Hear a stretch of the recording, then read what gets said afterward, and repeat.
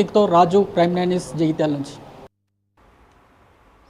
ప్రధాని మోదీ టెర్రరిస్ట్ అంటూ మల్లికార్జున ఖర్గే చేసిన వ్యాఖ్యలకు వ్యతిరేకంగా హైదరాబాద్లోని వివేకానంద నగర్ డివిజన్లో బీజేపీ నేతలు నిరసన చేపట్టారు.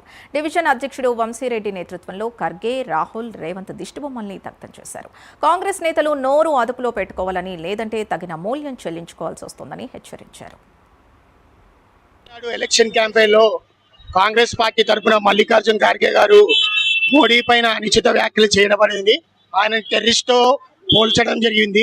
దీన్ని తీవ్రంగా ఖండిస్తూ భారతీయ జనతా పార్టీ ఆధ్వర్యంలో ఈరోజు తెలంగాణ రాష్ట్రం మొత్తంలో కాంగ్రెస్ మరియు మల్లికార్జున ఖర్గే గారు చేసిన అనుచిత వ్యాఖ్యలను ఖండిస్తూ ఎక్కడికక్కడ దిష్టిబొమ్మలను దానం చేస్తుంది.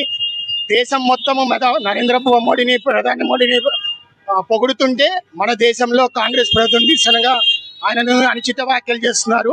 ఈ తీవ్రంగా ఖండిస్తూ భారతీయ జనతా పార్టీ ఆధ్వర్యంలో ఈరోజు భారీ ఎత్తున వివి నగర్లో దిష్టిభవనం దానం చేస్తుంది.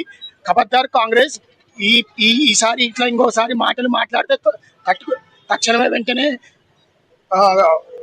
సెక్రటరియట్ మరియు సీఎం గారి ఇంటిని ముట్టడిస్తామని తెలియజేస్తూ ఈరోజు మాకు భారతీయ జనతా పార్టీలో ఇంతమంది జనాలు వచ్చి ఈ ప్రోగ్రామ్ని విజయవంతం చేసినందుకు ప్రతి ఒక్కరికి పేరు పేరున ధన్యవాదాలు తెలియజేస్తున్నాను. తమిళనాడు